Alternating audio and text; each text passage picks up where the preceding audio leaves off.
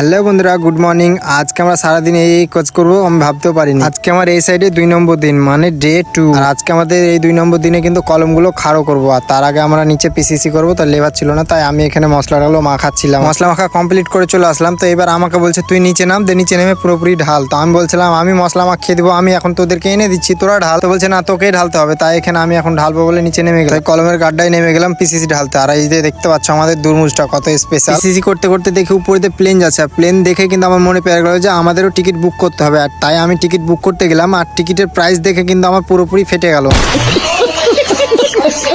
তাই আমি আর এখন টিকিটটা বুক করলাম না, যখন টিকিটের দাম কমবে তখন টিকিট বুক করবো। আমি এখন কলমের গাড্ডা থেকে উঠছিলাম, আর আমার বন্ধু কিন্তু হাত ধরে উঠাচ্ছিল। যদি হাত ছেড়ে দিত তাহলে হয়তো পড়ে যেতাম। তো এটাই হচ্ছে বন্ধুর ভালোবাসা। আমি আর একটা গাড্ডায় নামছিলাম, তো আমার বন্ধু আমাকে ধাক্কা মেরে দিল। ভাই তোকে আমি ভালোবাসার কথা বললাম আর তুই আমাকে ধাক্কা মেরে দিলি।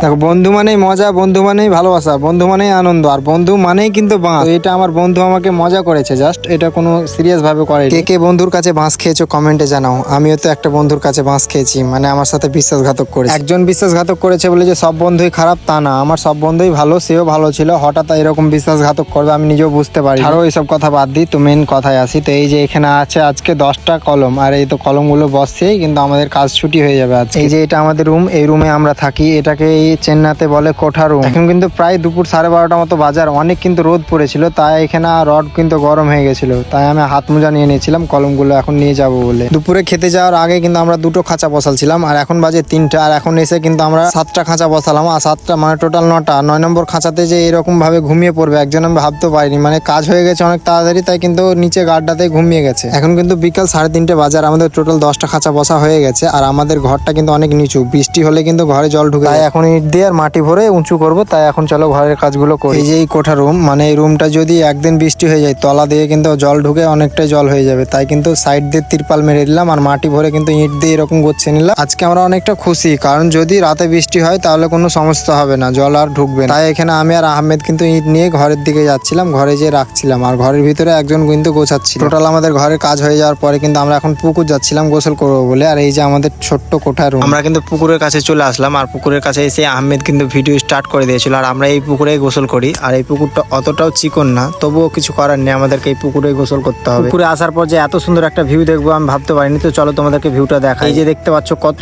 সুন্দর একটা ভিউ, দারুণ লাগলো। আজকের ভিডিও এতটুকুই। যদি ভিডিওটি ভালো লেগে থাকে তাহলে লাইক, ফলো, শেয়ার করে দিও, আর ভিডিওটা একটু বেশি বেশি করে শেয়ার করে দিও। দেখা হচ্ছে ডে 3 ভিডিওতে। তো আজকের ভিডিও এতটুকুই, বাই বাই।